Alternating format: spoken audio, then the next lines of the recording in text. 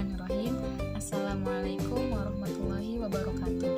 Perkenalkan, nama saya Leni Mariani dari Prodi PG PAUD Reguler Kelas Universitas Pancasakti Bekasi. Di sini saya akan menjelaskan mengenai pengertian ragam bahasa. Apa itu ragam bahasa? Ragam bahasa adalah variasi bahasa menurut pemakaian yang berbeda-beda. Menurut topik yang dibicarakan, kawan bicara, orang yang dibicarakan, serta menurut medium pembicara.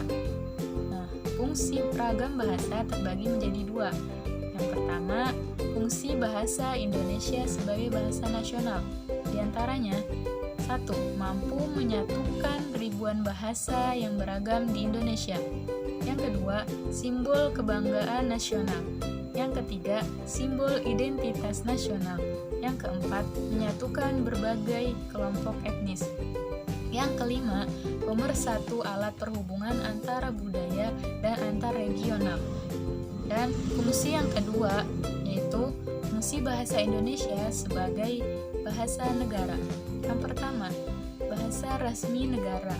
Yang kedua, bahasa pengantar dalam pendidikan.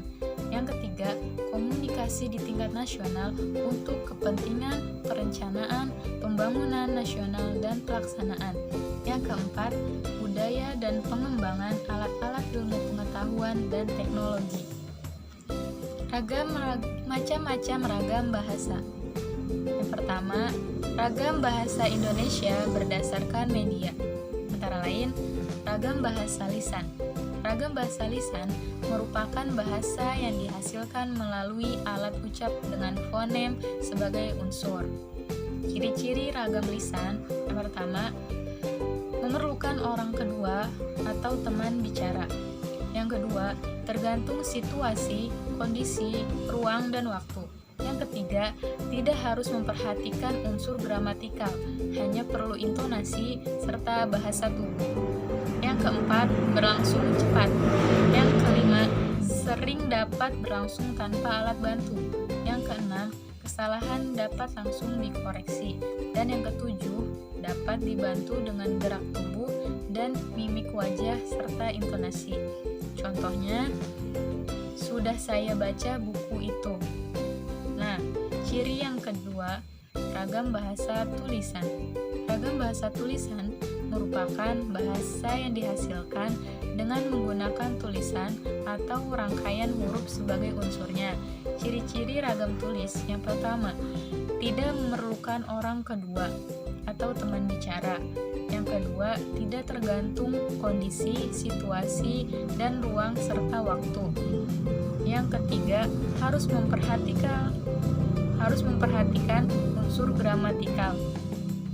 Yang keempat, berlangsung lambat. Yang kelima, selalu memakai alat bantu. Yang keenam, kesalahan tidak dapat langsung dikoreksi.